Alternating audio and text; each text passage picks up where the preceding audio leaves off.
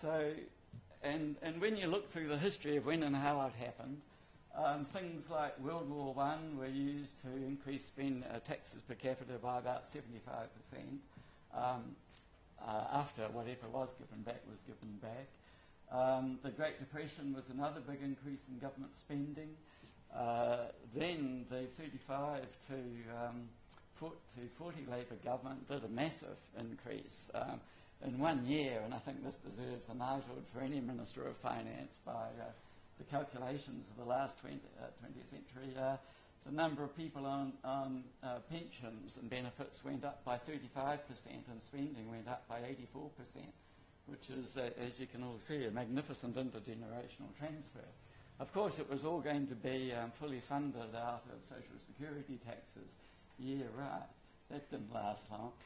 Then World War II came along and another doubling of taxes per capita. By 1970, as a result of those sterling efforts by sort of much venerated politicians, about a tenfold increases in real spending per capita had occurred. So that left some heavy lifting yet to be done but the Kirk government and the Muldoon governments in the 1970s were pretty well up to it. And by the time Roger Douglas had taken a lot of the accumulated hidden deficits onto the books, we were getting close to the 20-fold increase by 1990, and it took the spending of the 2000 to 2010 government to achieve the overall result. So another facet is, Treasury working paper in 2010 tended to support the finding that governments were spending money just when a revenue surprise occurred. So the annual spending allowances during that time, which were meant to be constant medium-term things, were put up when a positive revenue surprise happened, which is what happened, and which is what was happening during that decade. Well, we all know that raising taxes is costly at the margin, and a reasonable ballpark estimate is that an extra $1 of tax-funded spending needs to benefit the community by at least $1.50 if it's not to make the community worse off. That's a tough hurdle. Does it matter? Yeah. A large body of research, to which Norman himself has contributed, finds that beyond some point, increases in current government spending, as distinct from capital spending, tend to reduce prosperity and impair economic growth. The same body of research tends to find that public capital spending has the opposite effect and is more productive. Think big losses show that all capital spending doesn't increase prosperity. It's a general tendency. It's not a universal rule. IMF researchers have suggested that the critical point is about 30% of GDP on the OECD's measure, which is a very broad one. It's general government spending, not central government spending, and includes capital. If that's right, New Zealand's overshot by about a third. We're looking at 40% plus. The researchers could not find any systematic evidence that countries with spending ratios higher than 30% were achieving better health or educational or other outcomes for their population. Most of the public spending today is not on sort of public goods, the things we really need, the collective consumption that we really need. Statistics New Zealand estimates that in 2010, the end of this 100-year period, spending on collective consumption was $2,600. Whereas total taxes were $12,700. So only a small fraction of the taxes we're all paying is going to pay for actual government administrative and other services. Most of it's going on transfers, and much of that is middle-class tuning. So the bottom line is that New Zealand government today is overwhelmingly redistributive. It's become an entitlement society, and middle-class tuning is accepted as being okay. I explained this to one guy, and he said, well, of course, it's fair enough. The middle class is paying most of the taxes. Well, so much for thinking it's about helping the poor. The problem, of course, is it costs $1.50, we think, to shift $1 from one middle-class pocket to another through the tax system. Dollar and Quay point out that what helps the people at the bottom is economic growth. Wasteful government spending is doing the opposite. Apologists for our government spending malaise tend to ask what evidence there is of poor public sector efficiency in New Zealand. The standout piece of evidence is the absence of any systematic measurement of public sector productivity performance. Well, obviously, if you're not measuring something, you can't tell whether you're moving it towards it or away from it. So obviously, you can't hope to achieve it other than by mere fluke. If you're not measuring it, it's obviously not important to you whether you're achieving it or not. Nevertheless, one or two things of a research nature do stand out. A 2003 study by Alfonso Schucknecht and Tanzi, IMF researchers, found that New Zealand's public sector efficiency ranked only 18th out of 23 countries. That's not very good. And gallingly, as always, Australia came out a lot better, which is hard to believe, but here we are. A detailed study, another piece of evidence of public hospital efficiency in New Zealand, found that productivity per person dropped 8% between 2001 and 2006, while the real cost per unit of output rose by roughly 18%.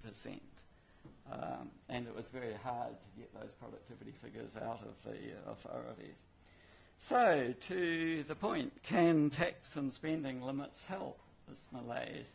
I put this quote up here from Roger Kerr because we wouldn't be having this debate if Roger Kerr hadn't commissioned me to do the 2004 report reviewing the first decade of the Fiscal Responsibility Act and working out what could be done to do it. So this is my tribute today to Roger. Can these things help? The OECD and the IMF think that tax spending limits can help.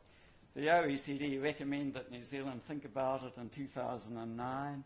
The IMF research concluded in the same year that fiscal rules have generally been associated with improved fiscal performance.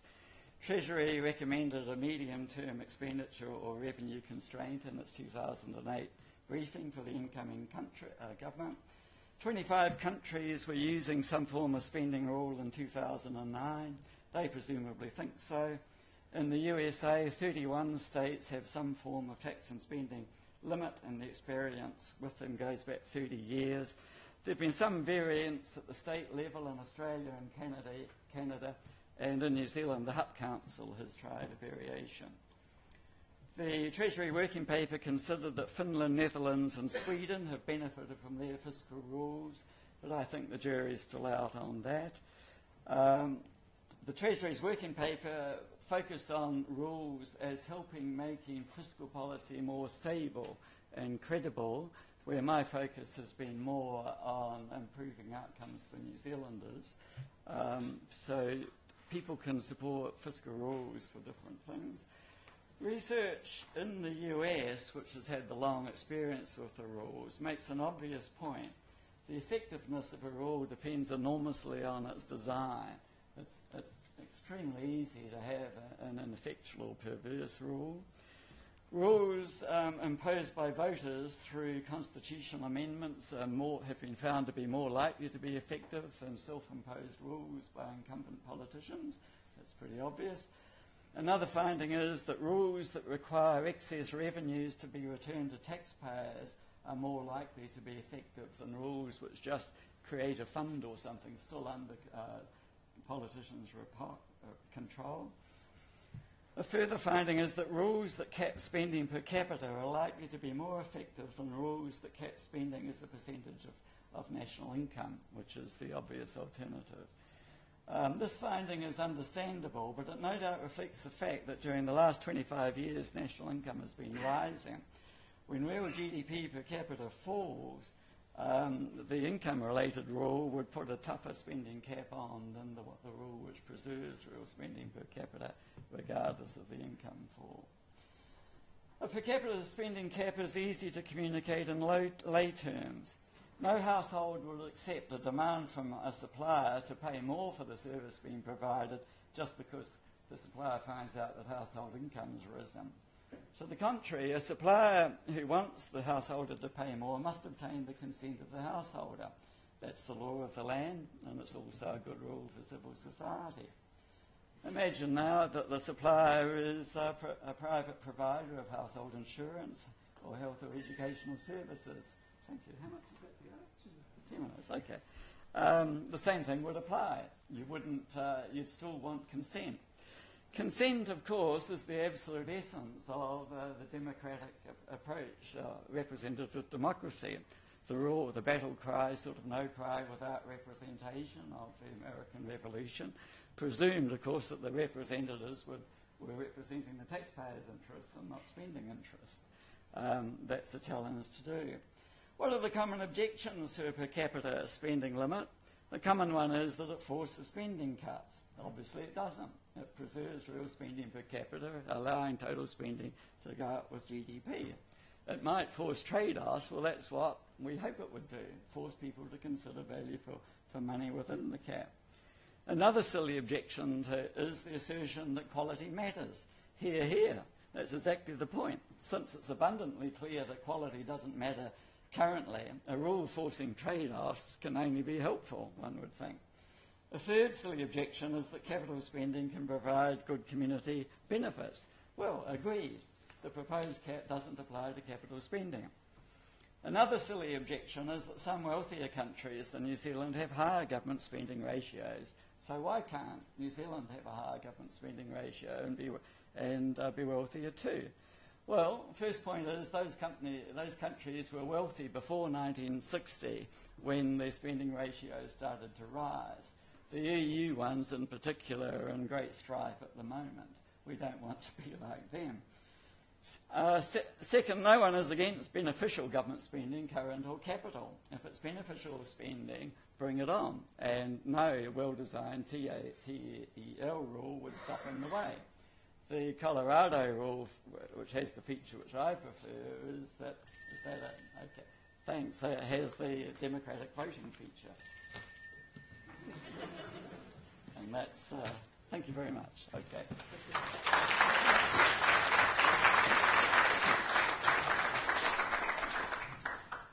Thank you, Bryce. Well, I think our Bell experience might suggest that a few academic seminars could benefit from having a similar sort of approach.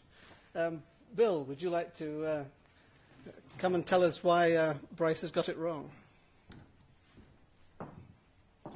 Thanks, Norman. And if I sputter along the way, it's not at my own argument, it's because I've got a rather horrible cough and cold. So, what I wanted to talk about today is broadly in 4 areas. Firstly, what we're talking about in terms of the spending cap, the nature of this kind of thing. The immediate rationales that have been given for it in New Zealand. Then have a look at some of the specific problems with a cap. And then finally have a look at the underlying rationale. So firstly, what are we talking about when talking about a spending cap? Well, it's one example of a fiscal rule, as Norman and Bryce have both explained. In that generic area, there's the revenue caps, debt caps, and various processes for justifying new revenue and expenditure. And the IMF have described it as a permanent constraint on fiscal policy through simple numerical limits on budgetary aggregates.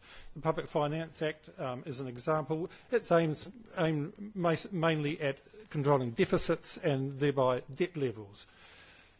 Throughout the world, the degree to which these are binding is greatly variable, and in New Zealand, the Public Finance Act